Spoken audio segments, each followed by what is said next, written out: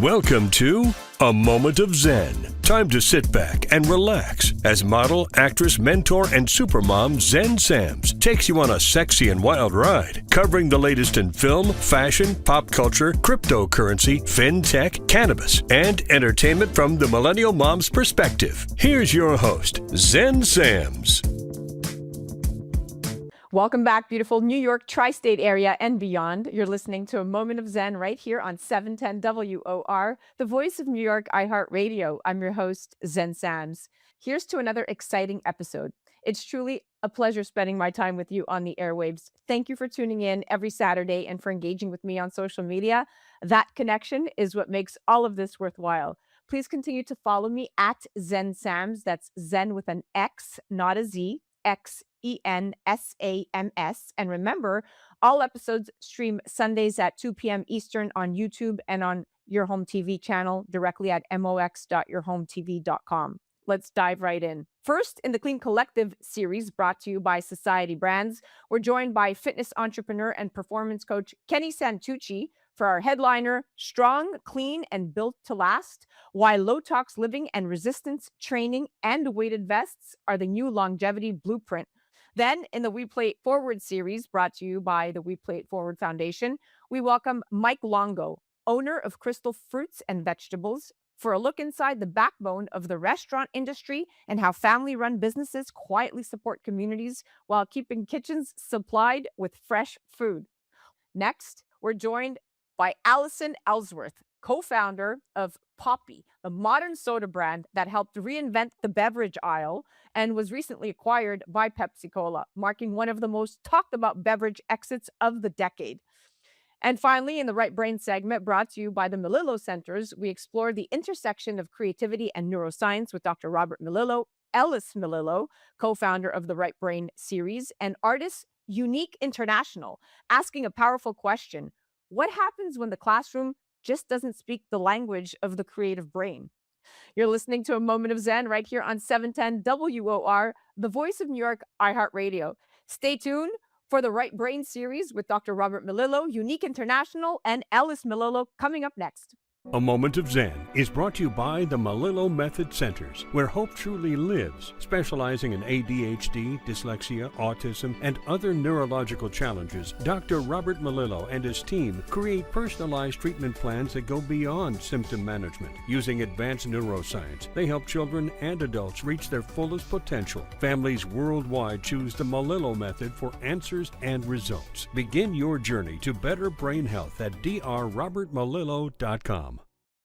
Welcome back, beautiful New York tri-state area and beyond. You're listening to A Moment of Xen right here on 710 WOR, the voice of New York, iHeartRadio. I'm your host, Xen Sams. Welcome back to the Right Brain series brought to you by the Melillo Centers.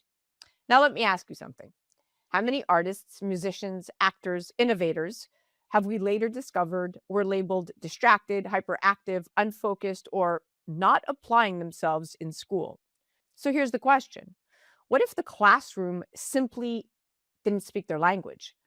What if what looked like distraction was actually a brain wired for rhythm and pattern and emotion and intensity? Now, according to the CDC, approximately 1 in 9 children in the United States is diagnosed with ADHD. And I'm going to say that that number is higher. But studies from Harvard's Innovation Lab show that individuals scoring high in creative ideation often display traits associated with attention variability, including hyperfocus and divergent thinking. So this conversation is not about labels. It's about wiring. Joining us, as always, is world-renowned neuroscientist Dr. Robert Melillo, author of the New York Times bestselling book, Disconnected Kids. We're also joined by singer-songwriter and creative force Ellis Melillo, co-founder of the Right Brain podcast. She's lived through her own journey of right brain intensity and balance. And today we welcome artist, storyteller, and sonic architect, Uneekint International, whose sound doesn't follow trends, but rather it creates them. Uneekint International, welcome back to the show, superstar. It's been quite a while. What's up? Thank you for having me. So excited to have you back, Dr. Melillo and Thanks for Ellis. having me. So refreshing to see you again. So happy to be here. Always great. Thank you. Uneekint, I'm going to start with you. There's a pattern we keep seeing, right? Creative powerhouses who later reveal that they struggled in traditional academic environments. And Hmm. I was fascinated to hear your story. So there's linear systems that reward compliance and repetition, but creative brains, they often operate through association and imagery and rhythm. So Hmm. Unique International, when you think back to school, did it feel like you were learning in a system built for someone else's brain? Absolutely. Because in school, they don't really teach you what you need to know to be in life. Like school is good for certain things, but as an artist, it's no creativity. You kind of learn as you go, but it still doesn't like help you in your journey. That's how I feel. So why do you feel like you never fit in school? I just always felt like I was different. I was actually a loner. Believe it or not, I was kind of a nerd. I didn't have very many friends. I went home by myself and I beatboxed in my head. I closed my eyes. Remember the joysticks back then, the Ataris and everything. So yeah, we couldn't afford Yes. that. We couldn't afford that. So I act like I had an Atari and I closed my eyes and I was like acting like I had a game system. It's a powerful distinction, right? Well, when you're talking to somebody creative, and Dr. Miller is gonna break this down for us, but when you look at some of the statistics, the National Center for Education Statistics, they show Mhm. that structured, lecture-based learning, Mhm. it still dominates most classrooms. But when you talk about creatives like you and Ellis, even to some extent myself, right? Very creative, divergent thinkers, the ones who generate original ideas, often Mhm. score lower in compliance metrics. So Wow. when I read that statistic, I was like, I bet you I'm not the only one.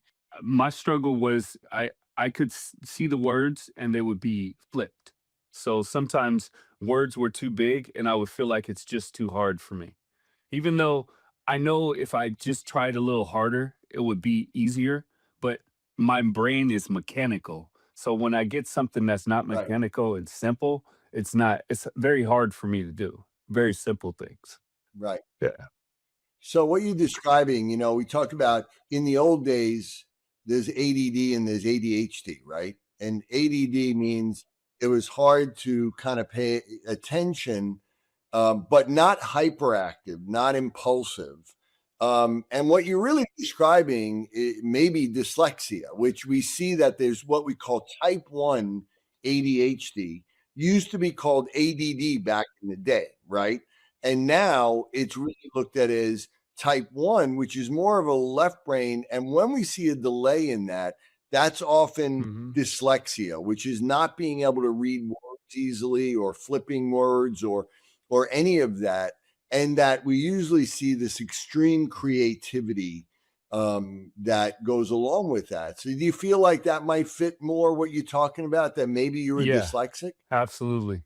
Absolutely. Because when I read, I get nervous. It's not that I can't read it. It's just you Me see, too. I get nervous. Like if it's a whole bunch of words and I gotta read it, I'll try to skim through it. I'll find the words that I want to hear and be done with it. I don't want to read it. Yeah. So Almost everyone that's been on our podcast, and we've talked to like some of the top, upcoming singer songwriters, creators, entrepreneurs, athletes, actors, and the neuroscience is that right brain is so big, and the left brain is held back a little bit. And Ellis can speak to this, her whole life, spelling and things like that were a challenge. So Oh yeah, I can't spell. Um, me neither. yeah, it's Forget not about it. not cute when I try to Auto spell. text, auto text, auto text. Yeah, exactly. Thank God for that. Makes me Yeah, seem so yeah, smart. yeah. Um, Oh. did did you ever feel like your emotional or creative intensity was misunderstood, like especially in academic settings? Oh yeah, all the time. But here's the thing. I played basketball. I played all the sports, but I felt like I was still an outsider. I was really good at almost every sport, but nobody wanted to give me a chance. The coach gave me a chance and I did my thing, right? And the crowd and people loved me, but my own team, every team never loved me. I had someone steal my shoes that I used to do track meets. And right at the track meet, they stole the shoes. Where do they live? I'll find them. Yeah. Yeah, let's Wow. keep them. Yeah. It was serious. I was like, I don't even know why that even happened, because I was getting all the scores for everybody. I did the 100-mile dash, and then I did the hurdles and the leaps. I was pretty good at it, to be real. I was really good at it. So, You know, what's interesting is hyperactivity isn't always excess energy, right? yeah. Sometimes it's just understimulation. Because when you look at the neuropsychology, I mean, the writing is there. Mhm. Dopamine-seeking behavior often drives creative exploration. So, actually, Ellis, that intensity can feel isolating growing up, right? Oh yeah, for sure. Mhm. Very isolating. And And we've being like a creative and you're incredibly sensitive as well. It's like it can be a tough mixture. Mm-hmm. And having no friends, it was not easy. I was really short in high school. Like, I was not that tall. So I'm 6'3" now, but I was like 5 something. So Oh wow. yeah, I didn't grow until, I would say, junior year, probably. Yeah, that's when I started growing. Yeah. Well, you both Ellis and you, there's a correlate there. You're both emotionally intense, right? And emotional intensity correlates with right hemisphere Yeah. dominance and limbic activation, and those are the same circuits that amplify feeling, also amplifies artistic depth, right? So what classroom calls too much, stages like the ones you perform on Yeah. call magnetic. So Unique International, let's talk about hyperfocus. Okay. So ADHD research shows that many individuals struggle with sustained attention in low interest tasks, but can actually enter extraordinary concentration during passion driven Oh yeah. activities. So, when you're creating music, do you enter that tunnel vision where hours feel like minutes? Absolutely. I will get in the studio and be down in the studio for hours and don't even realize it. Like, once I get on the song and I feel like it's not perfect, I'll redo the whole song. But I don't know that it took me 8 hours to do that song. I'm still thinking it only took me 2 hours. In my mind, I'm thinking, Mhm. I've been down here how long? And then when you come up, it's nighttime. It was daytime when I came in. Now it's nighttime. So yeah, definitely. That's for sure. So what you're describing is actually called flow state. It was first Yeah. studied by psychologist Mihaly Csikszentmihalyi, and what he says is during flow, parts of the brain responsible for self-doubt quiet down while the creative networks synchronize. And the Wow. same brain that couldn't sit still in algebra may actually compose for 6 straight hours. So Wow. Dr. Melillo, what's That's happening amazing. neurologically right there? Yeah, well, what you're describing is, like when we talk about hyper focus, again, there's different versions of it. We get someone, let's say, who can be autistic with a very strong left brain or a classic ADHD, and they can hyper focus on reading a book or studying or, memorizing facts or details and be able to reiterate it. Whereas someone that's in the creative aspect may really focus and not be able to hyper focus on that, but can hyper focus on something creative or something they love. By the way, being a great athlete is usually more of a right brain dominant thing, but flow is really something that is more right brain. When you're in that, most athletes, when they're in the middle of a game, I remember as a quarterback, I would forget completely everything and I would be able to just see the receiver with people coming at me. And I'm sure when you're on a show and you're performing, you're in that flow, or when you're in the Oh yeah. creative. But to be able to hyper focus on something like reading or memorizing, you can't do that, right? And that is kind of the difference. It's not really an attention deficit. It's an attention deficit for a specific type of attention. Mhm. And that's where, usually kids that are right brain dominant are pretty social, but they also are very emotional. So did you feel Mhm. like you might have been shy? Like, were you kind of afraid of being judged?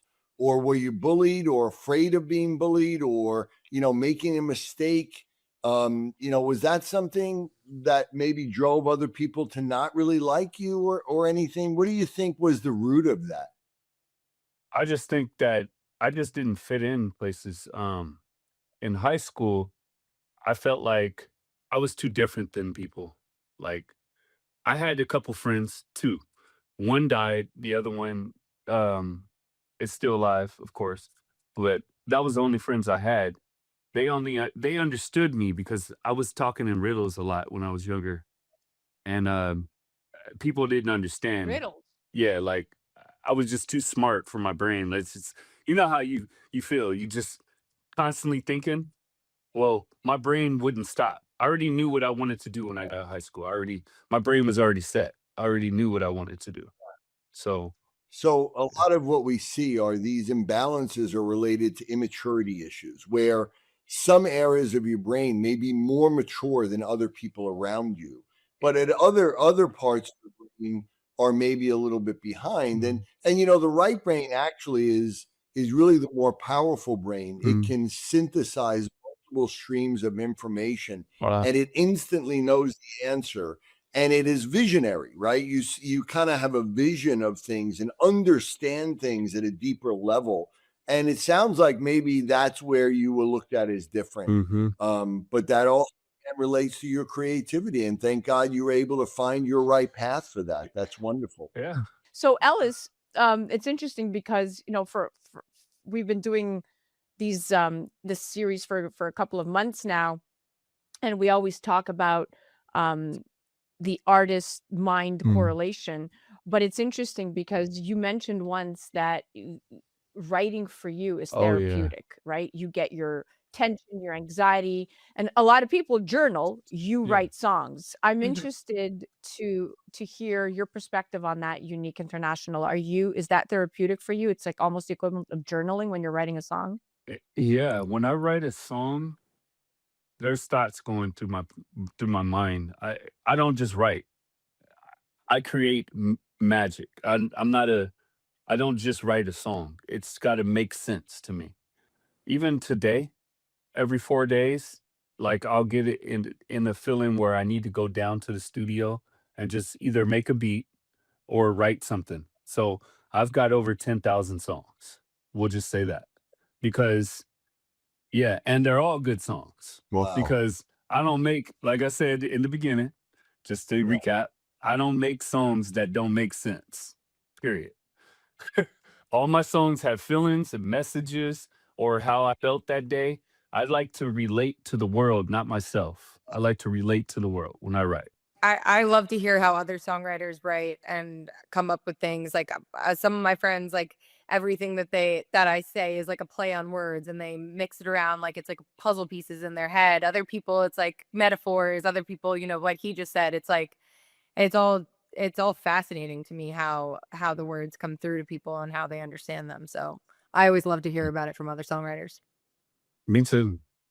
I remember as a parent of Ellis, she showed music talent very early on. But when she was young, she would at a young age go upstairs into her room after soccer practice and play her guitar and write. And we knew, her mother and I knew that was her way, that was her therapy. Yeah, Music is a language. Music is a it is. language. So for those listening and watching who are discounting the artistry of the tune, I will tell you right now, it is the hardest language to learn, whether you're writing, composing, playing, and I speak French, English, Greek, and Italian fluently, and I can't read music. So that said, what's interesting is the way the mind works is the way the mind works, right? And it's Mhm. important to say that diagnosis doesn't define talent. Many high performing creatives compensate cognitively, masking executive function struggles like you, right? The Yeah. two of you. And so Dr. Melillo brings me to this question because it goes back to even Unique International. How often do you see gifted creatives missed in childhood? Oh, that's a lot. I mean, because a lot of what it shows up as is either, maybe some sort of an intentional issue, or a lot of it's emotional regulation. They have these deep emotions and they don't know how to handle it. And so that's misinterpreted as behavioral issues, as they're oppositional, or they're labeled as, difficult kids or slow kids. And it's, and they get these labels because no one really understands what's happening. And, school doesn't really reward creativity. School rewards, memorizing facts and doing details. And so this type of child, even though they're a genius in an area, they're never going to get rewarded for that in school or recognize it or even called the gifted child, even though they are. And so it's very difficult. It's really important for parents to understand how to parent a right brain gifted child, because school won't give you any answers there whatsoever. You could say that again. And what's interesting is that music, right? Talking both to Unique International and Ellis right now, guys, music activates those bilateral brain networks. Rhythm engages motor context. Melody engages right temporal regions. Lyrics activate language circuits. So it's one of the most neurologically integrative experiences out there. And the fact that you guys are both music geniuses. You are truly talented. So, and I don't want anyone discounting that because it's just music, as it's not. It's so much more than that, right? Art isn't distraction, it's alignment. Yeah, that's true. Well, we are at the end of our date, my dear friends. I thank you so much. Unique, stick around for a teaser, but thank you so much for coming on and really being open and vulnerable and having a really raw conversation. It really makes all the difference. Yeah, I love this. Thank you. I love this. This is what needs to be happening. More stuff like this is going to help That's what needs artists. to be happening. Yeah, this is going to help artists. To learn more, you could head directly to Dr. Melillo's website at drrobertmelillo.com. You could check him out on the gram at Dr. Robert Melillo. You can check out the beautiful, incredibly talented Ellis at @velvetellis_ and at the Right Brain Podcast. And of course, do check out our incredible guest, Unique, at Unique INT's World. So Unique INT's World International and at Unique INT on the gram. You're listening to A Moment of Xen right here on 710 WOR, the voice of New York iHeartRadio. That was the Right Brain series brought to you by the Melillo Centers. We'll be right back after this. A Moment of Xen is brought to you by the Melillo Method Centers, where hope truly lives, specializing in ADHD, dyslexia, autism, and other neurological challenges. Dr. Robert Melillo and his team create personalized treatment plans that go beyond symptom management. Using advanced neuroscience, they help children and adults reach their fullest potential. Families worldwide choose the Melillo method for answers and results. Begin your journey to better brain health at drrobertmelillo.com. A Moment of Xen is brought to you by Your Home TV with Kathy Ireland and their channel partners. Head to yourhometv.com for free, family-friendly programming, streaming 24/7. The Kelly Williams Show is brought to you by Serendipity Yacht Cruises and Events. Tune in and turn on your happy. Kelly Williams is full of energy and incredible guests. Watch her anytime, free programming on Your Home TV network, and do follow her on social media for a chance to win monthly prizes. Check out The Kelly Williams Show on yourhometv.com. Tune in to A Moment of Xen, Saturday nights from 9 to 10 p.m. on 710 WOR, the voice of New York. Welcome back, beautiful tri-state area and beyond. You're listening to A Moment of Xen right here on 710 WOR, the voice of New York iHeartRadio. I'm your host, Zen Sams. Welcome back to the Clean Collective segment brought to you by Society Brands and Wolf Tactical. Now, today's conversation sits right at the intersection of three powerful trends that are reshaping the way we think about health: low-tox living, resistance training, and the growing popularity of weighted vests. Because the wellness conversation is, in fact, evolving very rapidly. It's no longer just about how we look. It's about how long we can stay strong, metabolically healthy, and mobile as we age.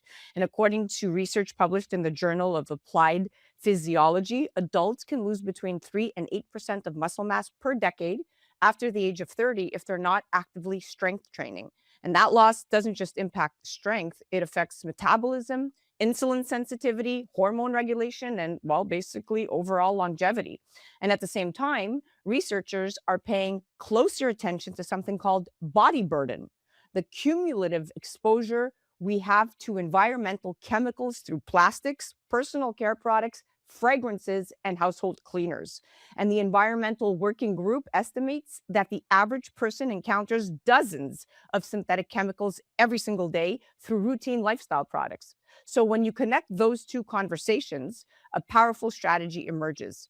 Reduce the toxic stress on the body while building a physical strength and resilience. And one surprisingly simple tool helping people do just that is resistance training and increasingly weighted vests. To help us unpack this conversation, I'm thrilled to welcome our expert on the microphone, someone who lives and breathes performance, fitness, and longevity. Joining us right now is Kenny Santucci. He's a fitness expert, a wellness coach, and an entrepreneur who many listeners may also remember from his standout run on MTV's The Challenge franchise. I had to bring that one up. But long before the TV spotlight, Kenny's journey began with, well, of course, personal transformation. Today, he's become one of New York's most recognized fitness personalities, working as a trainer, wellness advocate, and a host within the health and performance space, helping people build stronger, healthier lifestyles through those smarter training and sustainable habits. Welcome to the show, superstar. Thank you so much for having me. I appreciate it. I'm so excited. So let's talk about the low tox living basics. Let's start with something we're hearing everywhere right now, that low tox living buzzword. Consumers, Kenny, are becoming far more aware of the ingredients in their homes, their food, their personal care products, even their workout gear. And when you look at the stats, the National Institute of Environmental Health Sciences, certain common chemicals found in everyday consumer products can function as endocrine disruptors, potentially interfering with the body's hormone signaling systems. So many people have no idea. So when they hear the term low tox living, but they aren't sure what it actually means, from your perspective, what are the biggest sources of toxic exposure in everyday life? And where should people start if they want to reduce their toxic load? Well, I mean, listen, it's in everything. I think, especially here in New York City or in the tri-state area, you're going to get exposed to so much. You could only avoid so much. It's like trying to avoid raindrops in the rain. We have to pick and choose our battles, but I think the most important part, or the most important thing that we have to pay attention to, is our food, right? What goes into our body? What chemicals we're putting in our food, where we're getting our food from, how we're consuming it, how much we're consuming. And I think that's where most people should start. But yes, I mean, it's everywhere and anywhere, and it's kind of hard to avoid, but there's chemicals and, cheaper ways to do everything. I think we've come so far as a society and as a capitalistic, society, that people are, it's like, if there's a cheaper, easier way to do it, we're going to tend to do it because that's what helps people make money. Yeah, I love that perspective, but you're right. Food is the very basics. So when people realize that small, manageable shift right there, don't eat processed foods or ultra processed foods, stick to, clean, fresh, organic produce, lean meats, chickens, and of course, high protein. Of course, you always advocate for that, but all, all of that can add up, and suddenly it becomes much more accessible to now know that the ball is in your court and you have the control eh, to eliminate some of these very basic things. So let's talk about the strength deficit problem. So there's a major analysis published in the Lancet, and it suggested that over 90% of American adults show at least one marker of metabolic dysfunction, including insulin resistance or elevated inflammation. And one of the most effective tools for improving metabolic health, well, strength training, right? So muscle isn't just about movement. It's metabolically active tissue that helps regulate blood sugar, hormone, and overall energy balance. So Kenny, when we're hearing more about declining muscle mass and metabolic health in America, why is resistance training becoming one of the most important tools for that long-term health and longevity? Well, I mean, listen, resistance training is the the answer to a lot of what's been going on in the medical industry for the past 50, 60 years, right? Something happens, and a lot of doctors don't want the liability of someone hurting themselves or, getting sued. So their advice to everyone for a very long time was, don't do anything. Years ago, I had torn my pec, and I said to my doctor, well, when could I work out again? He's like, well, I recommend you just don't do it anymore. And I was like, well, that's never going to happen. So there needs to be some other solution. So I think we've gotten a lot of bad advice over the years to stop moving, to stay in bed, to always rest, but the body's meant to move. This is only the first time in human history that we're advised to do less. We didn't have a choice before. You had to hunt, you had to gather, you had to uh, walk and travel and do things because we needed water and we needed food. Now it's everything's at our fingertips. I go down the block, there's 7 coffee shops just on my corner. So, food is readily available, so we don't have that desire to go or that need to go and hunt for it. Nowadays, I think we need to combat that with exercise, movement, everyday movement, like picking ourselves up off the floor, walking more. I mean, I think the lowest hanging fruit is walking. One of the beauties of living in New York City is the fact that we could walk everywhere and anywhere. If you live in Midtown, you could get downtown or uptown in 15 minutes. So I encourage people to walk, to move as much as they possibly can. We've demonized movement for so long. We tell people like, oh, don't lift weights, it's going to hurt you. But if you look at a child, like, you have a young child, they pull everything out of the cabinets and they want to carry things and they want to pick things up and they want to climb on things. It's in our nature to want to do these things. Our body was meant to move. So I encourage people to move as much as possible. I don't care what it is, yoga, Pilates, running, jujitsu, dancing, just do something, move more, because we move less than ever before in human history. Let's talk about the rise of the weighted vests. Everywhere I see I turn my social media on and everyone's wearing a weighted vest. And one of the tools gaining that incredible traction right now is a company called Wolf Tactical. What's fascinating is that it mimics something our bodies historically adapted to, back to what you've been saying, right? What are we naturally inclined to do as humans? Carrying loads, climbing hills, performing physical tasks throughout daily life, right? And today, athletes and trainers and longevity experts like yourself are incorporating weighted vests into simple activities like walking, what you just alluded to. I am not of the mindset just yet. I've put on the weighted vest during my workout, but I haven't put it on to walk around. What makes them so effective, and why are more health experts now recommending them? Weight bearing, or weighted vest, or heavy carries, farmers carries, whatever you want to call them. I mean, these are great tools for people to start um, building up muscle growth. Obviously, you're not going to be a bodybuilder and be like, oh, I'm just going to go for a walk with a weighted vest on. But I think people starting out, a weighted vest is an absolutely great tool for people to use, because this is a simple, easy, effective way. It's like, hey, you're walking and that's now become easy for you. Now it's time to up that game a little bit and try to challenge yourself. Our bodies adapt to stress. It doesn't know what we're doing. It's not what you do, it's how you do it. So we want to make sure that we are putting in some level of intensity, and a weighted vest adds that level of intensity and challenges us a little bit more. I think it's a fabulous tool for most people to get started. You're seeing it more and more, people walking around the city. It's like, hey, I started walking, I do 2-3 miles a day. How do I increase that intensity? Well, weighted vest is a great way to do that.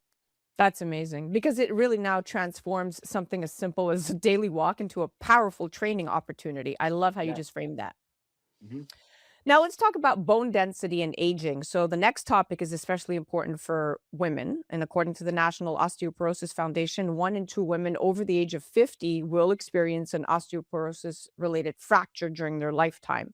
What many people don't realize is that bone is actually living tissue and it responds to mechanical stress. So when we apply healthy stress through resistance or weight bearing activity, the body responds by strengthening bone density. All right. So bone density becomes a major issue as we age, especially for us gals. So, Kenny, how can resistance training and even something as simple as walking with that weighted vest, in layman terms, help protect bone health?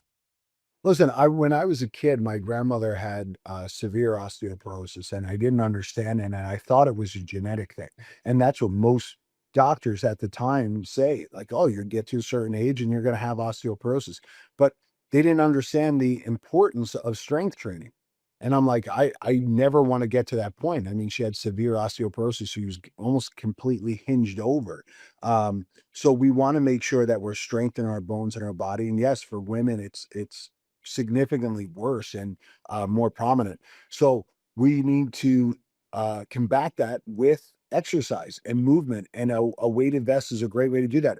Our abs start to work a lot harder because if our abs weren't turned on when we have this heavy vest on our body, it would fold us over like an accordion. We completely bend over. So what we want to do that with that weighted vest is, obviously our abs are working, our shoulders are working, our back's working, everything starts to get engaged. And I think people need to understand that movement, along with our bodies will respond to stress. We need some sort of external force to force our bone tissue to grow, to force our muscular system to grow. So we need that external force. And I encourage people, like when they start out, like you don't need to start out with a 20 or 30-pound vest. Start out with a 5 or a 10-pound vest and gradually move up. And I think this is a great way. It's a low-hanging fruit for anybody and everybody to get engaged with strength training. You're obviously going to feel so much better after you're done with it. The hardest thing is getting started. The hardest thing is stepping into a gym. Yeah. I Yeah. love so we're gonna segue very nicely to getting started, but what you just said is incredibly empowering because it means people can actively invest in their mobility and independence decades from now. I mean, this is really setting people up for the right frame of mind and the right mindset. But let's talk about getting started safely. You just said that. So of course, whenever a new training trend becomes popular, people often want to jump in immediately, sometimes doing too much too quickly, right? But Mhm. sustainable strength training is really about progressive overload and consistency, not intensity on day one, like you Mhm. just said. So for someone who has never lifted weights or used a weighted vest, you just said start with 5. That's probably the smartest and safest way to begin incorporating that resistance training into their routine. But what's the next fundamental step after they've increased from 5 to 10? What do you recommend? Well, I think listen, you'll be surprised about how strong you actually are. I was explaining to a client yesterday, he's 65 years old, and he was telling me, he's like, I'm not sure if I should be able to pick this up. I go, well, the most important thing is actually giving it a try, right? You never know what you're capable of doing until you try. So I encourage people to try. If 10 pounds feels light or it's easy, then gradually move up. One of the things that I have a lot of my clients do with the weighted vest is lunges. I think it's one of the major movements of the body, right? We have 7 major movements in the body. It's probably, in my opinion, one of the most important and most forgotten. We could hinge, we could squat, we could push, we could pull, we could rotate, we could, locomotion, we can move. But lunging is an absolutely great way to build the legs, build the glutes, build the abs. Um, I encourage people to start using a weighted vest and even doing walking lunges with a weighted vest. It'll increase the intensity. It's a movement that we should practice more. It's, uh, you know, it should be done more often than it actually is nowadays. Yeah, that's fantastic advice because strength training, especially with incorporating the weighted vest, should feel empowering and sustainable, not intimidating. And there's something very empowering about putting on the weighted vest, especially if you're walking around New York City. Yeah, absolutely. I mean, you feel like 50 Cent. You got this bulletproof vest on. Yeah, you do. It's amazing. Now let's talk about the clean living connections. I want to hear it from you. How do low tox living and strength training work together to support the overall health, that hormone balance we're talking about, and resilience as we age? Is there a direct correlation, and do you incorporate this in your life?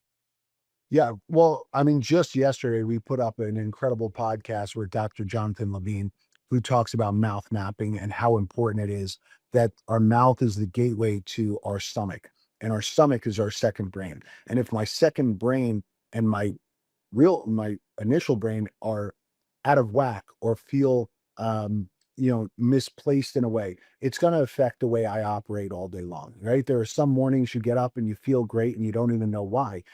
Most of the time, it's our nutrition, it's our hydration, it's how we slept. These things are super important to how we operate throughout the day.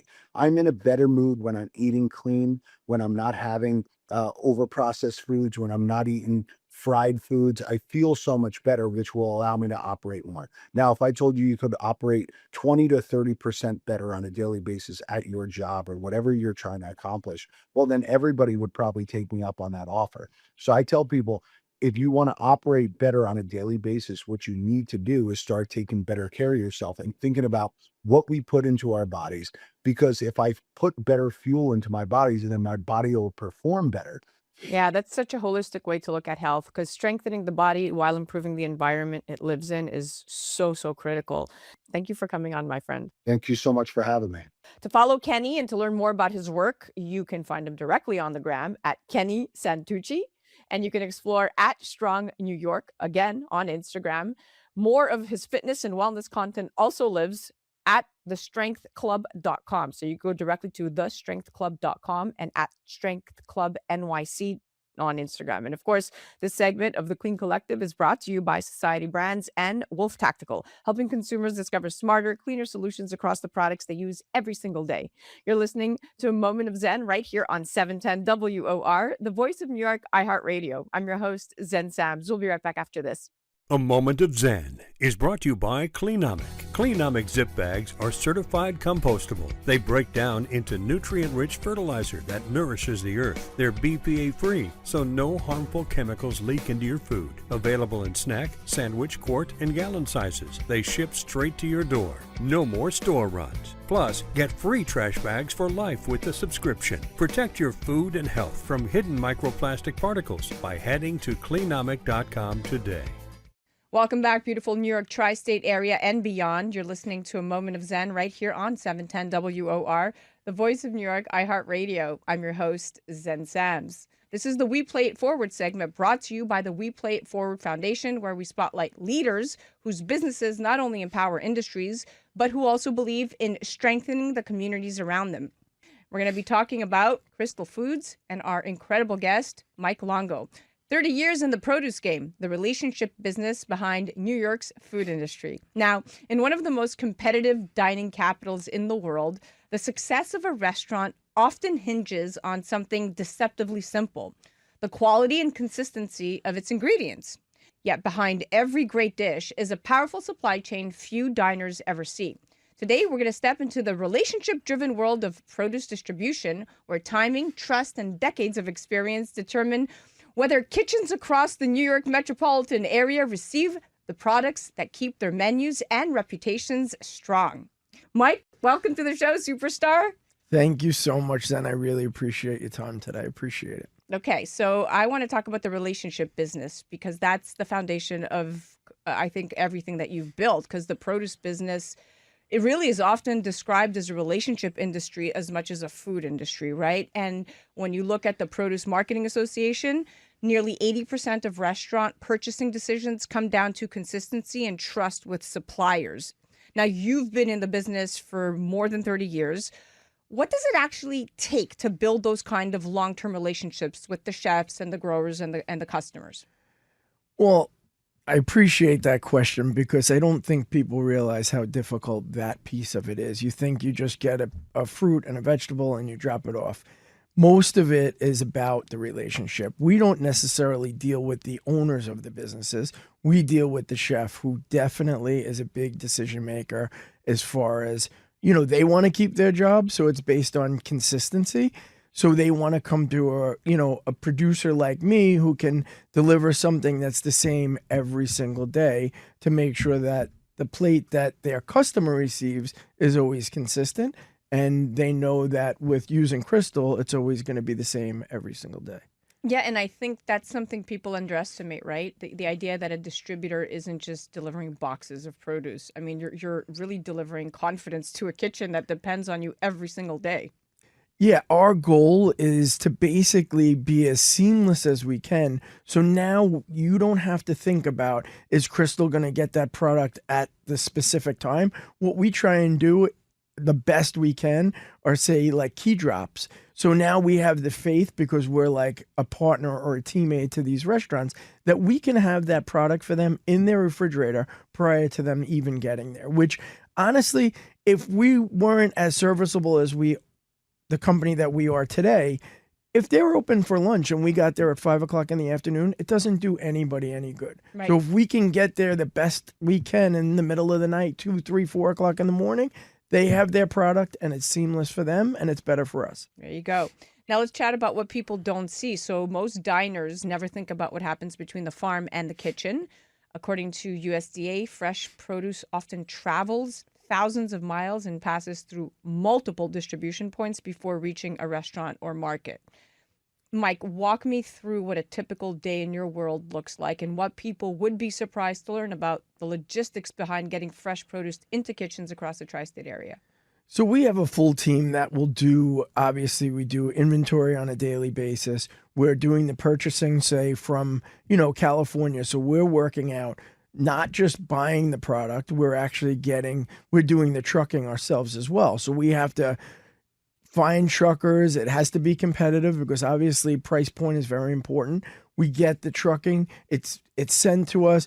We're watching the trucking the entire time. We're checking to make sure the refrigeration is stayed on for the 2.5 days that it takes to get there. Because, like I said earlier, any product that is not the correct temperature it's a perishable commodity. It'll get worse every second that it's not refrigerated. So we have to track that. So the traceability part of that is very, very difficult. And we trace it to make sure that it's at the optimal temperature. And then we have a team that has to, basically pick the orders. We have a team that takes in orders, whether it be live. We have many different ways to receive the orders from the restaurants, but then we have to pick it. We have to put it on a truck, and then we have drivers that come in. It never ends, unfortunately. Like I said, it's from start to finish. It is a 24-hour job. You really never sleep.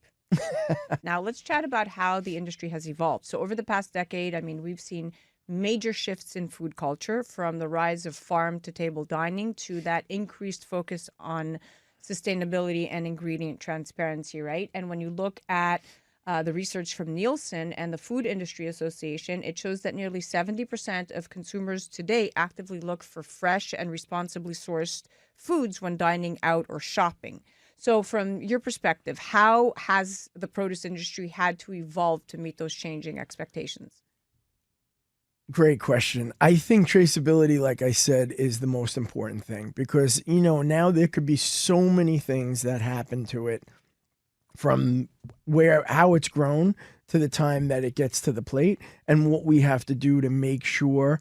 And now the technology that you have, like I said, I can watch the refrigeration. I know exactly what I'm seeing from the second it's taken out of the ground in California or Florida or Georgia. And then I know exactly what I'm going to receive. And then another big piece of that has been, on the opposite side, has been the AI version of how I'm receiving orders today as well. So now it made it as easy as I can at Krystal. So if you were to say, send an order to info@krystalproduce.com, it automatically goes through my system into AI, and I know it's 100% accurate. And it's been a very, very helpful, I think, tool for myself and for the customer as well. And that's fascinating because what consumers see as a trend on the menu often represents years of evolution behind the scenes in sourcing and distribution. So one of the things we love highlighting in this particular series is the idea that successful businesses can also create meaningful community impact. And across the country, local business owners contribute billions of dollars annually to charitable and community initiatives. And that's according to the National Philanthropic Trust. So why is it important for you, Mike, personally, to support initiatives like We Play It Forward Foundation and other initiatives alike, be it locally or even nationally? Well, I think having a successful business, you say to yourself, how can I give back? How can I give back to the neighborhood? How can I give back to whatever you feel best about? And when I thought about what we would do with trying to help out organizations, I was trying to look around and find the most like-minded people. And I met the gentleman at We Play It Forward, and I hit it off in a way that it was easy. I thought what they wanted to do was to help out all different types, all different kinds, and not necessarily just going after, the big, words of, cancer and things like that. They were looking for things that were a little bit outside the box that maybe other foundations weren't really going to help. Not that people aren't, but I thought the concentration on going for something that was a little bit off a little bit different than what everybody was going for, and being like-minded. I thought that was the best group to go with. And I just think what they stand for and what they're trying to help has been absolutely amazing since the time that I started with them. I echo that sentiment. For those of you listening and watching, what Mike is referring to is how the We Play It Forward Foundation has stepped up and made the Cure Sanfilippo syndrome a focal point in their campaign towards the fight of combating Sanfilippo syndrome. And there's one foundation in particular that they have teamed up with, and it's the Cure Sanfilippo Foundation, Glenn and Kara's foundation. And you're right, they have been given a voice to the voiceless. They are aggregating all the right soldiers, marching generals, and putting them in the fight against this terrible neurodegenerative disease that only 1 in 70,000 children has. And what you're alluding to, and I love this, is that there's tons of noise on, cancer and autism and, a laundry list of things that we're constantly being prompted to give to.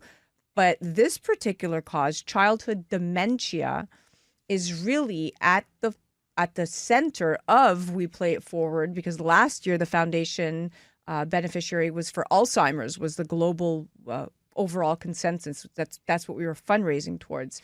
And now this year it's childhood dementia. So I love how it's come full circle, and I love how we've focused on something that not that many people, and most people say to me, we don't know what that is. What is Sanfilippo syndrome? So thank you for stepping up to the plate, Mike. No problem. And I love the youthful piece of it as well, with, going and try and help the children, which is most important as well. Yeah, there's children at the foundation of everything here.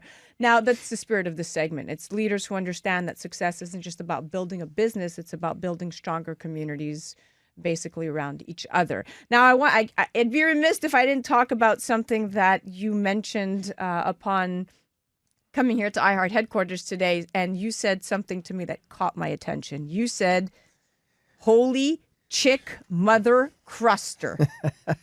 That sounds great coming out of your voice. Yes. Tell me more. Holy Chick Mother Cruster is a restaurant that just opened in Franklin, New Jersey. It's a chicken, obviously. Holy Chick Mother Cruster is Detroit-style pizza. And we want to try and take the, this world by storm, and think that we have a creative name, and we have, as creative as our name is, I think our product is even better. And I think that we're going to try and open up everywhere we can. And I want everybody to be able to say, "Holy Chick Mother Cruster," and make it, on the forefront of people's homes, just like they would with some of our competitors, where they would go on a weekly basis. That's what I want Holy Chick Mother Cruster to be. We just added a new word to the Urban Dictionary. If you'd like to learn more, you can visit krystalproduce.com. You can also go to signaturebeverage.net, and you can follow them on the gram at Krystal Fruits and Vegetables. And you definitely want to check out that incredible restaurant, Holy Chick Mother Cruster. You could just Google that. It's in Franklin, New Jersey. You're listening to A Moment of Zen right here on 710 WOR, the voice of New York, iHeartRadio. This has been the We Play It Forward segment, brought to you by the We Play It Forward Foundation, where we highlight leaders who remind us that behind every thriving industry are people who understand the power of relationships, reliability, and giving back. You're listening to A Moment of Zen right here on 710 WOR, the voice of New York, iHeartRadio. We'll be right back after this. A Moment of Zen is brought to you by Once Upon a Coconut. Discover the refreshing taste of 100% pure coconut water that actually tastes great. Naturally sweet with no artificial flavors or added sugar. It's packed with electrolytes to keep you hydrated throughout your day. And with 10% of profits going to charity, every sip makes a difference. Pure taste, pure goodness. Experience nature's Gatorade. Visit Once Upon a Coconut or naturesgatorade.com. Welcome back, beautiful New York tri-state area and beyond. You're listening to A Moment of Zen right here on 710 WOR, the voice of New York, iHeartRadio. I'm your host, Zen Sams. Welcome back to the WOR feature of the month. We're chatting soda. That's right. The soda industry is one of the most iconic categories in American food culture, but it's also one that's been undergoing a major transformation. Americans still drink tens of billions of gallons of soft drinks every year, yet today's consumers, especially millennials and Gen Z, are increasingly looking for beverages with less sugar, functional ingredients, and brands that align with modern wellness lifestyles. That shift created an opportunity for a new generation of founders to rethink what soda could be. And our next guest did exactly that. Allison Ellsworth is the co-founder of Poppy, the modern soda brand she created after experimenting in her kitchen with a drink made from apple cider vinegar, fruit juice, and sparkling water that actually tasted great. What started as a product sold at local farmers markets in Texas quickly captured national attention after appearing on Shark Tank, helping Poppy grow into one of the fastest growing beverage brands in the United States. And in 2025, just about a year ago, Poppy made headlines when Pepsi & Co. acquired the company for $1.95 billion, marking one of the most significant beverage startup exits of the decade.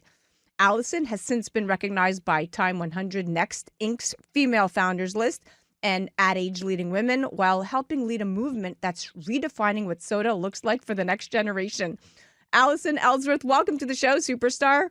Thank you for having me. I'm so excited. The kitchen story origin that you first recounted on our show like 2 years ago, 3 years ago, is what stood with me. And it's one of the things people love most about your story is that it didn't just start in a lab or a corporate boardroom. It started in your own kitchen. So I kind of want to touch on that. Take us back to the moment, right? What problem were you trying to solve for yourself? And when did you kind of realize that this might be more than just a personal health experiment? Yeah, absolutely. So yes, it did start in my kitchen, but it came after a really long period of trying to figure out why I didn't feel good. I had horrible skin problems. My stomach always hurt and I had a total lack of energy.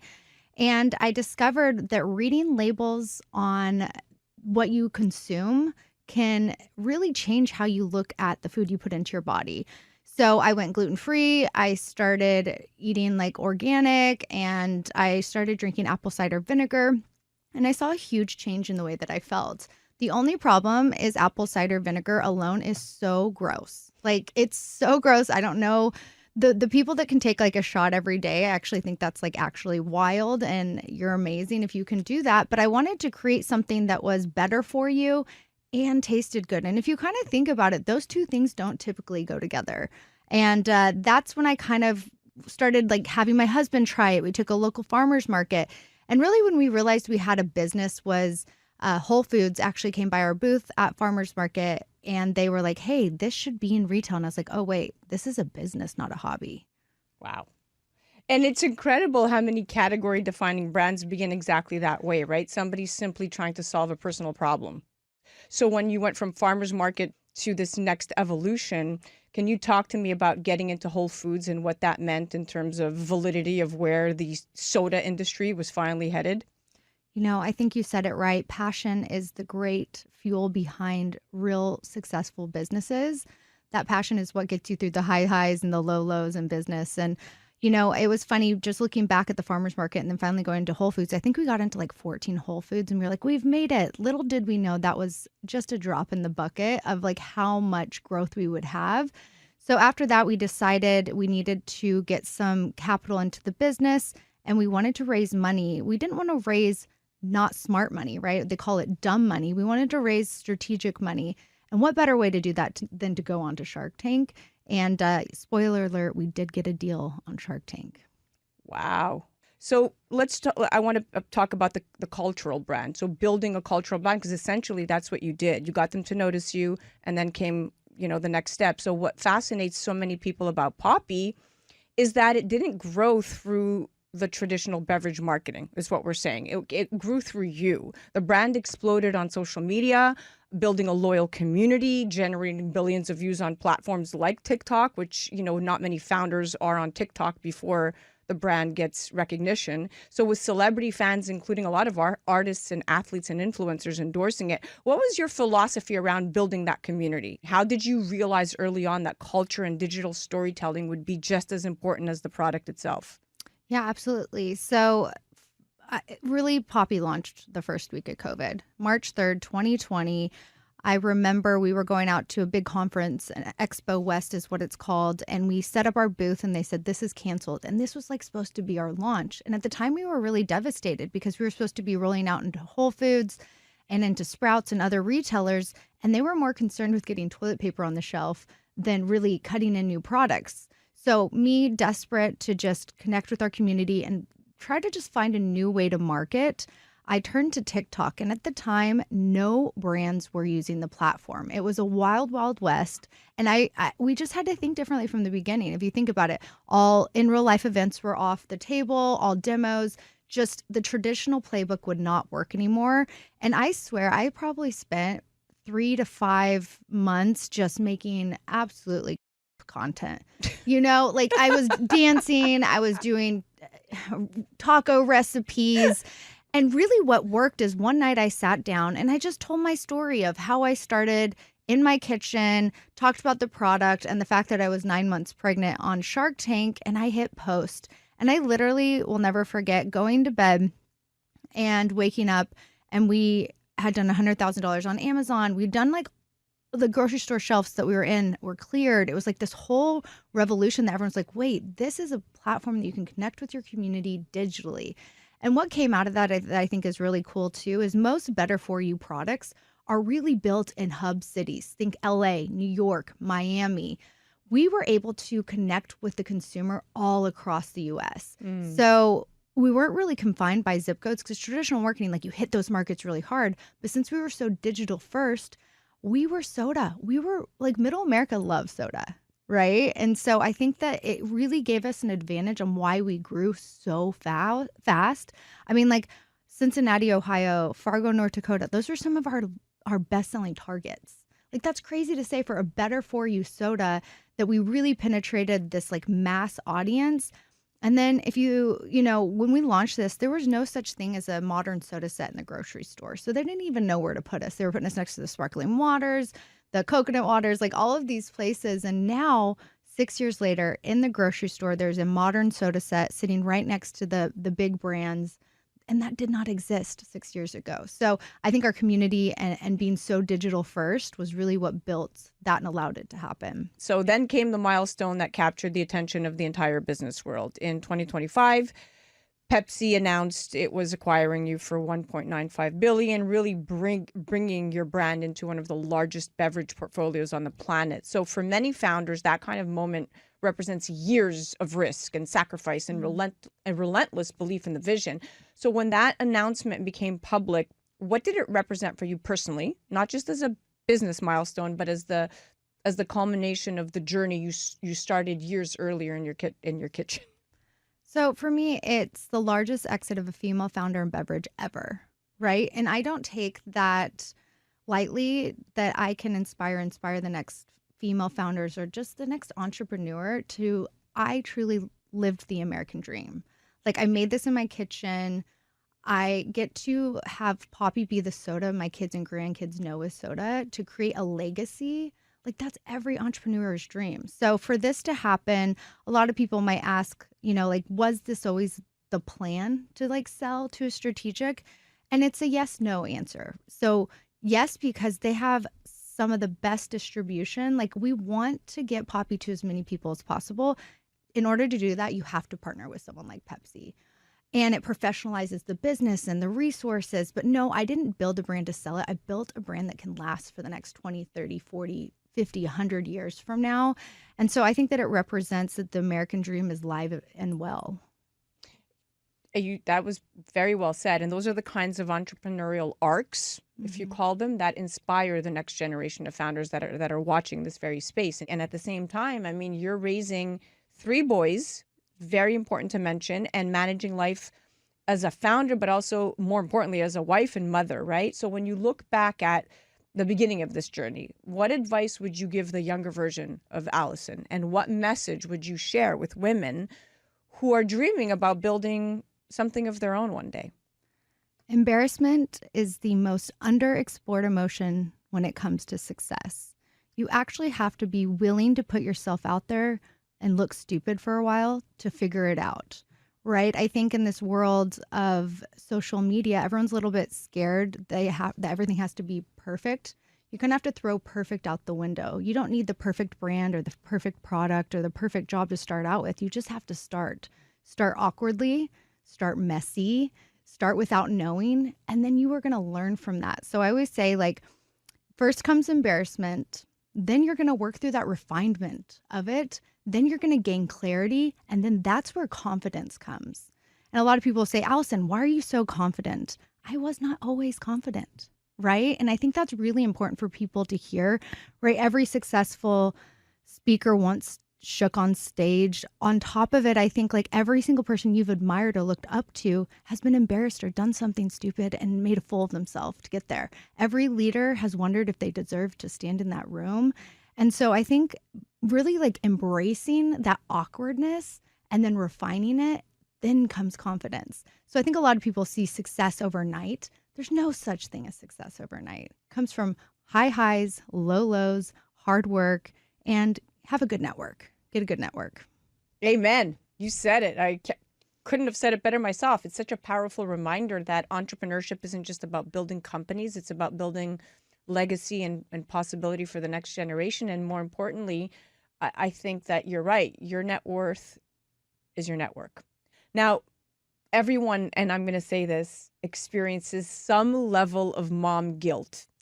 I will, most of the women I've interviewed who are at that place in their lives where they've attained and achieved the career that they have always dreamed of, or gotten to that place where it came full circle, have always said to me, Zen, the guilt is real. The mom guilt is real. And I want advice from you. So I face mom guilt every single day. I mean, I work up to 14 hours a day sometimes. And I've been doing this for 6.5 years. And when I go home sometimes, I do give a ton to my daughter on the weekends, but the guilt is real, Allison. How do you do it? You have 3 boys. You have the little ones. Yeah. I want to hear this. Like, give it to me. Okay, first, acknowledging, yes, mom guilt is real, but also acknowledging it's okay to be working and to be successful and to set an example that they can see their mom doing that. And so for me, I just don't allow myself to be guilty, right? You miss birthdays. I've missed soccer games. I've missed plays at their school. But you know what I do? When I'm with my children, I am present. And I think a lot of parents forget about that. If you're working hard and you're traveling, you're exhausted. You want to go home, turn on the TV, scroll on your phone. No, put the devices down, be present with your child, do a puzzle, play a game with them. And those small moments that you are present with your child, they don't care about all the other stuff at the end of the day. And so I just have allowed myself to not be guilty and to set a good example. And yes, I acknowledge it's hard, but look what I've been able to build to create such a generational impact on my family that I think that that's where we should be as moms, right? Like we should stop guilting. We should stop feeling bad. We should start, celebrating it. Like the success of women is so cool right now. I've seen it everywhere. It's International Women's Month right now, and just female founders and all of this. And I just celebrate each other and stop feeling guilty. You said it best. Stop feeling guilty. All right, listen, ladies, we are at the end of our date, my dear. I can't thank you enough for coming on and being so transparent and so empowering and showing us, that you can have it all, and that it really just starts with a passion, vision, the proper roadmap, and living your truth. And so congratulations on all your success. Thank you so much for having me. You can learn more at drinkpoppy.com and follow Allison on the gram at Allison Ellsworth. That's double L on the Allison and double L on the Ellsworth. You're listening to A Moment of Zen right here on 710 WOR, the voice of New York, iHeartRadio. We'll be right back after this. A Moment of Zen is brought to you by Melia Hotels International. From Mallorca to the world, our story began over 6 decades ago and continues across some of the most sought-after destinations on Earth. From luxury hotels that blend Mediterranean character with European prestige to destination-designed all-inclusive resorts celebrating local culture through immersive experiences, this is what we offer our guests. This is who we are. We are Melia. Discover more at melia.com. Hi, I'm Sari Katz, celebrity injector and founder of Skin by Sari Aesthetics, and I'm going to give you this week's beauty segment or A Moment of Zen. Does Botox kill your empathy? Great question, and I'm hearing it so often. Why? Because people are so concerned with the long-term side effects of Botox. But let me get further into this. Where does this all stem from? There is something called the facial feedback hypothesis from thinkers like Charles Darwin and current modern day psychologists like Paul Ekman. They believe that not only do our facial expressions contribute to emotion, but they amplify or reinforce our emotions. So, for example, frowning. If we actually can frown, does that give us a feedback to our brain that we're frustrated, angry, even sad? Possibly. And in fact, there are some studies that show that those who received Botox in the frown muscles did report less frustration, less stress, less sadness, and overall a more calming sensation. So, can Botox actually be used for the benefit as opposed to the harm of your empathy feedback loop? Does it kill your ability to relate to others? Absolutely not. We know this both from studies and clinical feedback from patients that people still have empathy for others. People are still sympathizing and relating to their friends and family and coworkers, and people still have their own personalities. Of course, because we're not actually turning off emotion. We're just relaxing muscles. That's how Botox works. And if anything, people that get Botox in that frown area feel calmer and more at rest. So my recommendation for you is don't stop getting Botox because you're afraid of not feeling sympathy or empathy. Get the Botox, have less of those expressions that show that you're a little concerned about what that other person's saying, and have a more empathetic, wholehearted connection with the people around you, because Botox will not stop that. And that's my opinion on Botox and the empathy feedback loop. My name is Sari Katz. I'm here to talk to you about beauty secrets all day long, all week long, all month long for A Moment of Xen. A Moment of Xen is brought to you by Skin by Sari. Nationally recognized injector Sari Katz is redefining cosmetic treatments with an approach that's subtle, precise, and confidence-driven. Whether you're new to injectables or looking for an expert touch, Sari creates results that enhance your natural features. Never mask them. Discover what personalized aesthetics should feel like. To learn more, visit skinbysari.com or follow @skinbysari on Instagram. Welcome back, beautiful tri-state area, New York City and beyond. You're listening to A Moment of Xen right here on 710 WOR, the voice of New York, iHeartRadio. I'm your host, Zen Sams. Now, this is a moment I've been waiting to introduce. We are officially expanding the Going Deep series, bringing you closer to the conversations that live at the intersection of culture, storytelling, and influence. And today marks the debut of a powerhouse new voice joining our lineup.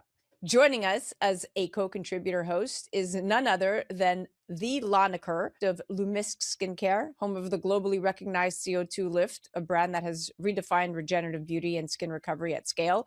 But beyond that, Lana is a storyteller, a truth seeker, and someone who isn't afraid to ask the questions that most people won't. And for her very first feature, she sits down with a director whose work has quietly and consistently shaped the visual language of modern television. Eve Rivera, powerhouse behind the lens, known for directing some of the most culturally defining stories of our time, including Power, The Chi, and Chicago PD. His work doesn't just capture stories, it builds worlds rooted in tension, identity, and real-life stakes. So without further ado, I'm going to pass the microphone to our Going Deep host, Lana Kerr, for an exclusive conversation with legendary director Eve Rivera. Take a listen. Welcome back to another segment of Going Deep. And I have the very special Eve Rivera with us today. I'm really honored to have him. Eve, welcome to the show. Thank you for having me, Lana. It's so special. And Eve, before we begin, for those of our audience who are not familiar with your work or who you are, just give us a brief introduction. I started off with music videos probably 15, 20 years ago, I would say about now. So I've done over 300 music videos with like all your famous artists, your best artists, and transitioned to television and then film. Can you tell us some of your... Television, I've done anywhere from, network television, FBI, Chicago PD, Found for Life, and then with premium cable, I've done the Power Universe. Okay. So I've done all of those shows, every single spinoff, and including the new ones that are about to start production, and amongst other shows as well. Awesome. Yeah. I've seen your work, and you are incredible. Thank you. Incredible. And, music and visual culture move fast. You'd agree with that. How do you stay relevant with that without chasing trends? You stay relevant and just kind of in the know by associating yourself with some of these talents and, artists and actors, and kind of just being around and, going to dinners and, going to events. I think that just being around them and understanding everything that's going on around them, you kind of see where the culture's going and so forth. And so that helps in determining like what's next. It's kind of a head start. I see. Yeah. And is that how you choose your projects? How do you choose a project that you're going to do? Nowadays, if we're talking about projects, I pretty much retired from music videos, so I don't really do music videos anymore unless it's like a favor. Like I've done with, I was shooting Mary J. Blige on Power Ghost. And I remember telling her, I said, what's crazy is we have a lot of mutual friends. We've met on occasion, but we've never worked together, like in the music space. I've never done a video for her. And I remember she said to me, that's because you were meant to do bigger things with me here. So we ended up, shooting the Power episodes. And then, when she was comfortable enough, she's like, hey, let's do a music video. And that turned into I think we got 5 now that we've done. But see, for her, it was because of the friendship. She's really, really cool. And so I would come out of retirement for someone like that. Okay. Okay, interesting. Yeah. And relationships clearly matter to you. Yes. Yes, and I think one of the things that I've noticed with all successful, high-achieving individuals is that relationships really are the springboard into success. They're the biggest assets you can have, and you certainly cultivate that well. Yeah. But now, Eve, what creative pivot or reinvention you think changed your career the most? Because you said you started off with music videos and then you went into TV and television, then movies. Right. What do you think changed that for you? I started, I've always loved films. I've always loved storytelling. And what I would do back then is when I was doing music videos, I would try to incorporate a piece of narrative into it, right? As the artist performs, they're telling their story. And so I would, at times, try to, when I would write the treatment for the video, I would try to incorporate some type of narrative to help kind of tell the story of whatever the theme of that song is, right? But then later on, with the way times change and social media and, with the rapid, fast-paced, you got to get it out, right? Which introduced, you got the Instagram, you have the TikToks, you have all these things. The music video started really slowing down because now it's just about those 20 seconds, 30 seconds, right, to get things going. So I started seeing the signs, and I was like, okay, I have to pivot. I have to start thinking about what's next. And, I was always around 50 Cent, and even during the when he got into television and started to shoot Power, I was always there like a sponge, just taking it in. And I eventually, started taking acting classes so I can understand actors. I would go to plays by myself just so I can kind of understand the world until I felt I was ready, and when I just took a bunch of meetings, and, Lionsgate and Stars were the first ones to invest in me, and they gave me the opportunity to shoot an episode. These episodes were like, $12 million. You know what I'm saying? And so that's a lot of money to kind of gamble on a first-time director. But again, it's the belief, and they believed in me, and I went in and crushed it, and that was the start of everything moving forward with narrative. Yeah. Wow. So what I'm hearing from you is you really invested in your skill set. I mean, not necessarily coming from that background. You invested in that. You did your own, not only through education, formal education with the classes, but you actually did investigative work. And then you put yourself out there and you had the confidence and the belief, and other people believed in that with you. Yeah. It's in entertainment, you gotta prove to people that you can do it, right? Like no one's gonna. There's no handouts, right? And if there is, it's kind of like I believe in earning your spot, right? And so, yeah, I did what I could to learn as much as I can and learn the language and understand the structure of it all. And once I got in there in those meetings, and just had to sell myself, and at times you would think that, am I ready for this, right? I remember the first time I did get an episode, and I remember getting picked up in my trailer and being brought to set, and we had a night shoot. And I never forget, like, I'm in the van and I'm driving down the city, and I see all these city blocks with, like, tons of trailers and equipment and so on. And I remember getting on set, and I get out the van, and there were hundreds of, like, production crew members, and the actors were standing there, and the producers. And I remember they looked at me, and the producer was like, "Okay, Eve, so what are we doing?" Right? Like, that was my first time. Yes. Oh my God. I almost died. Like, I wanted to drop dead, and I started having what they call, I think is imposter syndrome or something like that. Yes. It's called, I started doubting myself, and I was nervous. But thank God for me, the scene was inside the car that was parked there. And so I was able to, like, snap out of it, bring the actors into the car, talk about the scene, and then get out. And then I was like, okay, I can breathe now. And then I had the confidence to move forward. But it takes a lot to want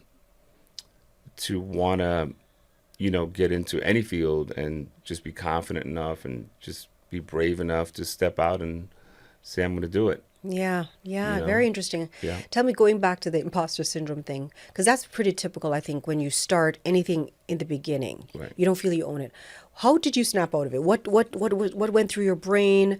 What made you realize that, no, this is where I belong? Well, I knew that from doing production for like 15 years, doing music videos and commercials, that I knew production, and I knew people, and it was just this fear of seeing how big things became, right? Because like when I'm doing music videos, it's small crew, equipment, but getting on set of a television production or film, it's massive. And I've learned to like, how they put blinders on horses, Yes, right? yes. So I've learned to mentally put that on when I get on set, and I just kind of focus on what my job is, and what it is directing the talent and talking to my crew members about what I want, and just kind of black out everything, every noise, right? And just kind of like,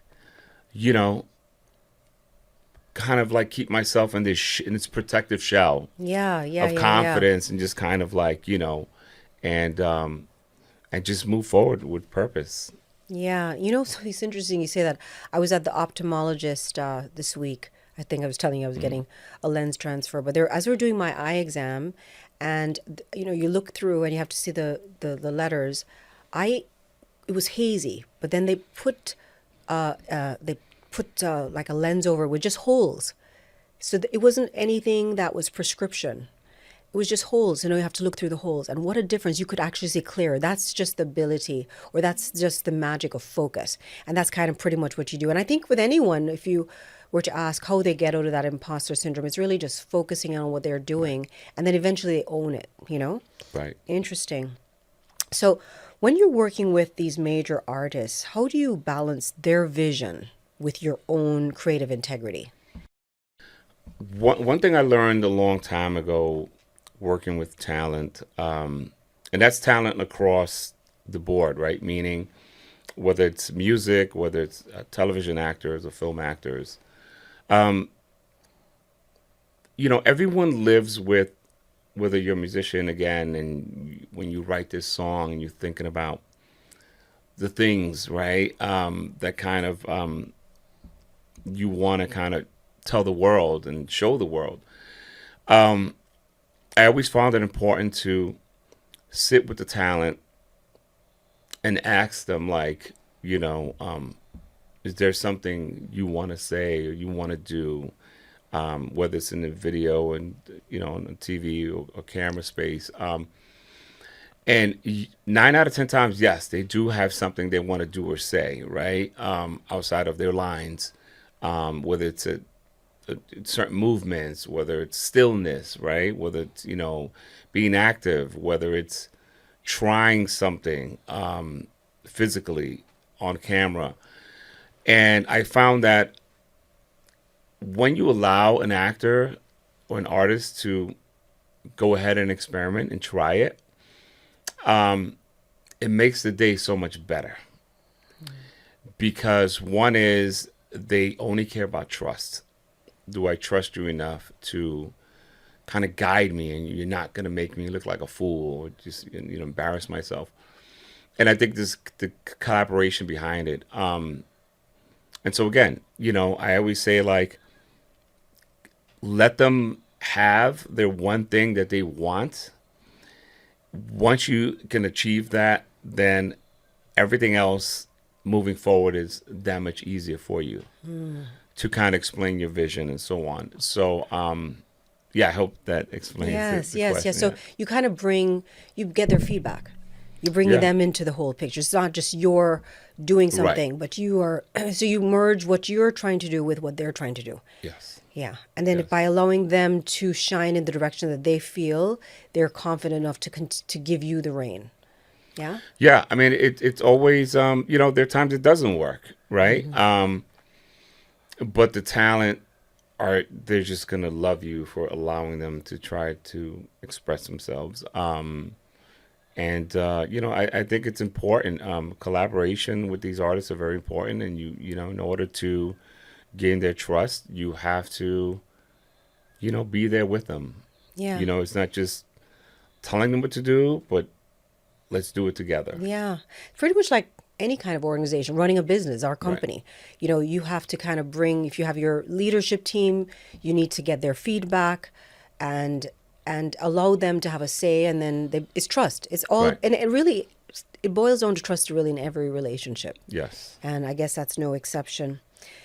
So tell me something let's go a little bit more personal for you in terms of burnout. Okay. What does that look like in your world?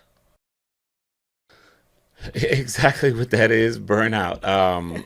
Actively working nonstop, not taking a moment to take it all in, not taking into account that if you have a family like I have, allowing them, giving them time to be with you as well, right? And not just like bring them set and let them see what you do, but it's about shutting it off, right? Because burnout, I remember in 2020 during the pandemic, there weren't a lot of directors working doing television shows because of the pandemic, but I had already passed all the requirements to be shooting during the pandemic. So I remember I was shooting, that year alone, I think I shot like 11 episodes, which is insane. And for me, I thought that was normal. You know what I mean? But I was just so actively hungry to want to work. After the fact, you realize, like, I'm not only burning myself out, I'm burning out family and friends. You know what I mean? You have to take a pause every now and then and just kind of like breathe, take it in, spend some time with family. This past year, 2025, I was active, but not as much. And it was like the best time. You know what I mean? Yes. Sitting at home, watching television, spending time with the family, going on vacations, whatever the case was, felt great. But burnout could be a thing. But also, I do want to emphasize that during my music video days and commercials, I mean, people know I was an animal. I was just, I just was just hungry. I was just taking everything that came my way. Um, I just wanted to outdo everyone. I was just on a mission. And it wasn't even for me, it wasn't even about the money. It was just like, I'm just visually hungry to get things out of my head, you know what I mean? And so, it was an incredible. I think I did music videos for about 10 years. I mean, it was like I was the guy. Yeah, I was winning Wow. awards and everything, and it was just so nonstop. Um, but as you get older, you realize, slow down. But okay, but even looking back now at that time period that you were satisfying this hunger, do you think it was worth it? Were there, I mean, there's clearly a downside to everything. Would you say that if you were to go back, you would approach it in the same fashion? I would do it all over again. Do the same thing? I Okay, would. okay. I would only because, you think about how many people are out there with your same skill set, abilities, and how many of them are actually using it or have the opportunity to use it and be seen. And so I took it as this is my moment and I'm just going to go. Yeah. It's like running a marathon and just keep running and not look back. So I would do it again because for me doing that was getting my name out there, recognition, and what that brings is right. People inquiring about you and wanting to hire you to do things. So yeah, I would Yeah, do it again. yeah. It's interesting. When you're early in your career, regardless of your career, people talk about balance. I don't even, I obviously, there's certain things. It is a sacrifice. There's certain things that do get neglected. It's very hard to be in balance in the early part of any career. I feel that myself too. I mean, and then you kind of pay for it in a way, but you feel like the pros outweigh the cons. At least at this stage, no. When you reach a certain level, like like the takeoff of an airplane, it takes a lot of energy. But once you're in the air, it takes less energy. And I know you're in the air now, so it's now you can go back to what are you doing for longevity? What are you doing for Right. healthy mind? So I agree with you. It's hard to really be balanced in the early part. So yeah, I would do the same thing again too. Yeah. Yeah. Yeah, I mean, the things that used to bother me in the beginning were the fact that, you're so busy, you kind of neglect family, friends, and everything, even yourself, for this hunger, right? To just make it. The only things I used to pray for were that the people I care for would still be there when I get there. When I get to where I think I want to be, and you turn around and they're still with you. You know what I mean? And that I think is the hardest part. But I think that if you're able to some way somehow balance it all, and Oh, that's and that's the key is the balance, and hope that they understand. You know what I Yeah. mean? And I just feel like for me it's kind of better. Life is better only because, and I don't mean that in a way of like finance or anything else. I just mean in general with family and friends because, you do have in your journey, they say you can't take everyone with you, right? And so, and that includes friends and some family, and they fall off. They fall off, and it's kind of like, that's okay. They weren't meant to be with you. Yeah. And then when you get to where you want to be, turn around and whoever's there could enjoy the fruits of your labor with you, and those who fell off along the way just couldn't handle pressure, and I think Drake said it best, right? You can't, what was it? You can't take you weren't with me to gym, whatever the case was, you can't take your college or your high school basketball coach to the NBA. Yeah. You just got to keep going. So, yeah. Yeah. I mean, it's good. I was watching an interview with what's his name? Ben Affleck and Matt and Damon, and they were friends from their childhood. But what happened is they could do it together. It would be great if you could bring your friends, if they could collab with you along the way, or like in my case, my husband has been with me. So but even when someone is with you, you still, it's the work relationship is very different from a personal relationship. So I think that in the beginning of anything, the personal part of it, yes, you can have someone working, but the personal part, it kind of gets on, it can be hard. Yeah, it's hard. So then who are you when the cameras aren't rolling? What's the question? Who are you when the cameras aren't rolling? Oh, when the cameras are rolling. When they're not rolling. Oh, when they're not rolling. I'm sorry. It's funny. People tend to think that, you kind of live this entertainment lifestyle and you're out and about and you're going to all these red carpets and all these events and venues and stuff like that. When for me, it's the opposite. Like, you call me, I'm home. You know what I mean? I'm watching TV, I'm reading a book, whatever the case is. I look for peace and quiet. Yeah. You know what I mean? For me, that's what it is. It's just not working, peace. Just keeping away from everything. You know what I mean? That's how have you always been that way? No, I don't think so. I think, there would early on, I would, be out and about, going to all the parties and red carpet this and premiere that. I only feel like I'll go if for whatever reason I'm feeling like going, or I need to go for, kind of like work purposes later on, just having connections with people. But for the most part, no. I mean, I'm a homebody. I'm a homebody off camera, yeah. Mm-hmm. So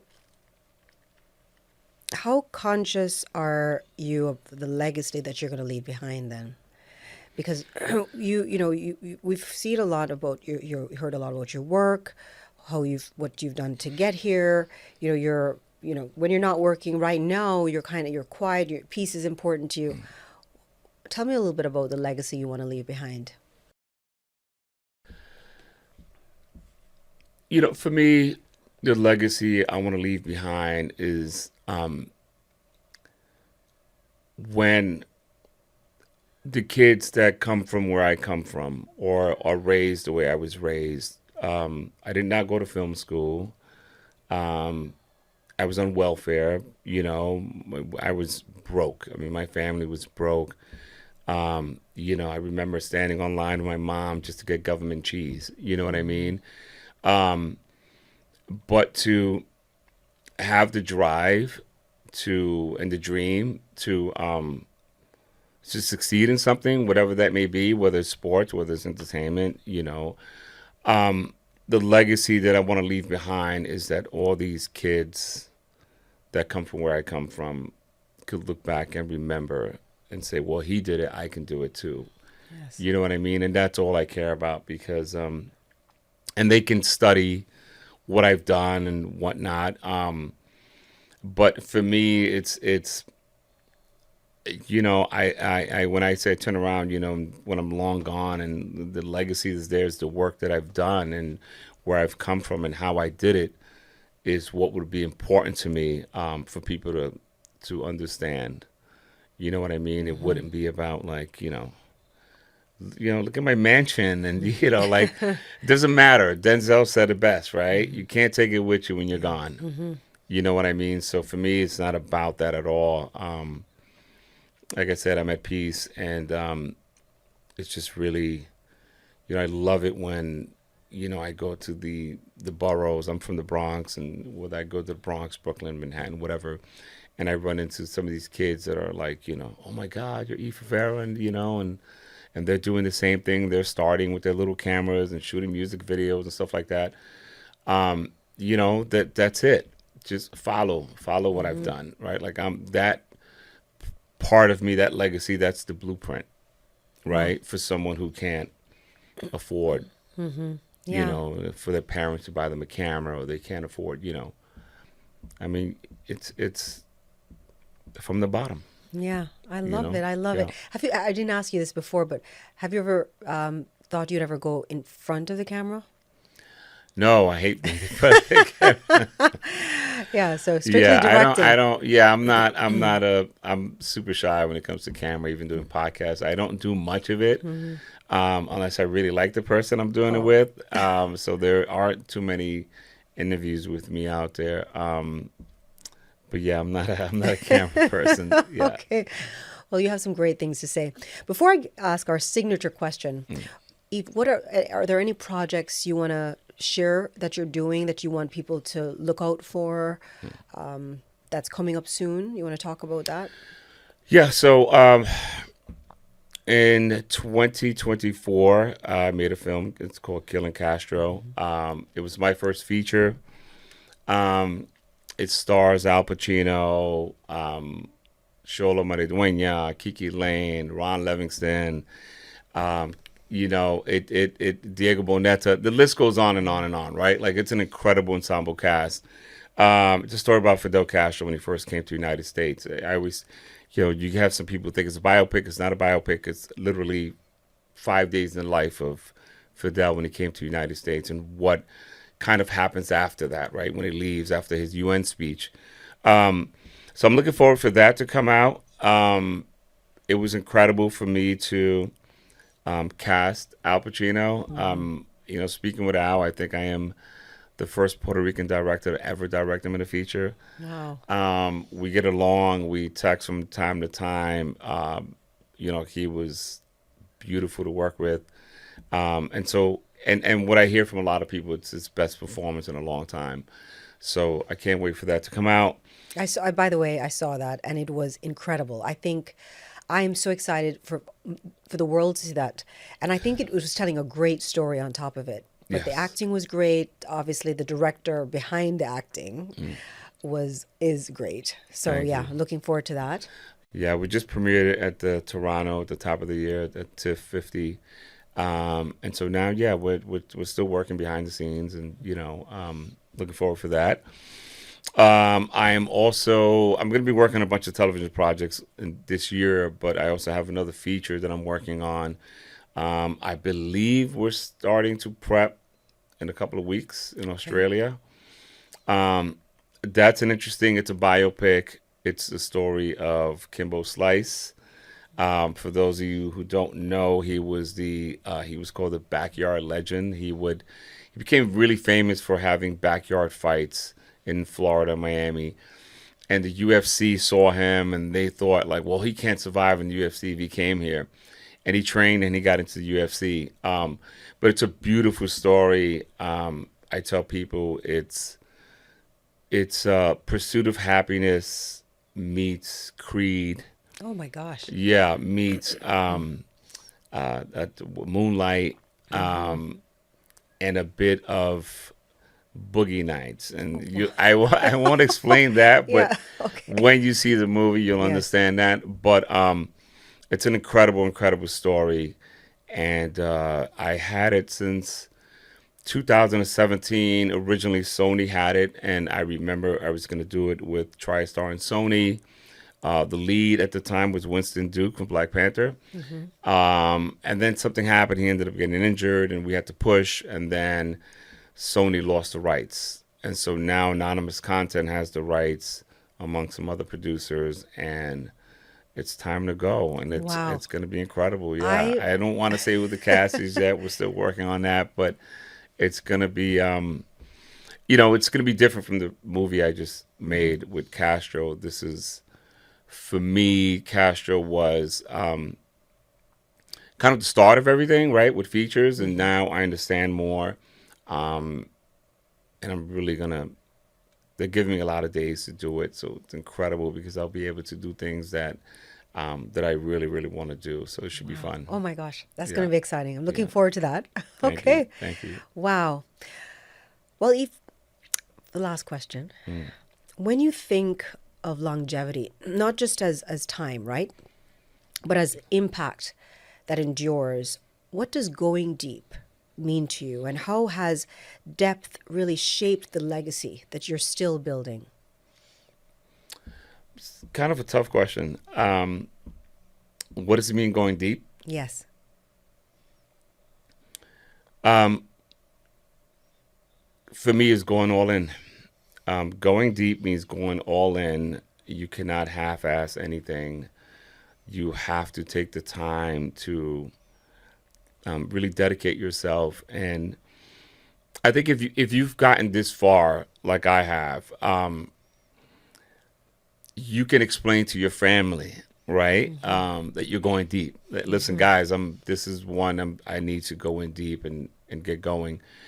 And I think that they understand that more now, right? And I think that, again, just going deep is just like going for it all. I mean, my headspace, I'm in a different place now, and just watching all these different films and award shows and everything going on, it's, for me, it's just really honing in, locking in, blinders on. Yes, yeah. Focus, and just go deep. Very good. Yes. Well, Eve, thank you so much Thank for being with me today, for sharing your knowledge and your experience with our audience. I want to thank him for coming on, Eve Rivera, all of you. So until next time, see you soon. Thank you for having me. Every Thank scar, you. every truth, every layer pulling through. We've been taught to stay composed. A Moment of Zen is brought to you by CO2 Lift. As we age, our skin loses moisture and elasticity, causing wrinkled skin. You can reverse this aging process with CO2 Lift. CO2 Lift utilizes the powerful benefits of carbon dioxide to lift, tighten, and regenerate your skin. This simple, painless at-home carboxytherapy treatment is scientifically proven to reverse the aging process. You will see reduction in wrinkles, increase luminosity, and improve pigmentation, sagging, skin tone, and radiance. For more information or to order CO2 Lift, ask your skincare professional or go to co2lift.com. Well, that's a wrap, my dear friends. We are at the end of our date. Remember to continue to listen to me right here on 710 WOR, the voice of New York, iHeartRadio. I'm your host, Zen Sams. Join me every Saturday or go directly to amomentofzen.com for live listening links and episode downloads in your city. And remember that we're live on Traverse TV Sundays at 1 p.m. Eastern, YouTube Sundays at 2 p.m. Eastern, and all episodes of A Moment of Zen are available on your home TV streaming platform that's family-friendly, free programming to you. No apps downloaded, nothing required. You just go directly to mox.yourhometv.com for free episodes. Thank you for listening to us. It's been an absolute pleasure being your host. Thanks again to all of our partners and sponsors that continue to make this show possible. And remember that happiness is the only thing that multiplies when you share it. We'll be back next week.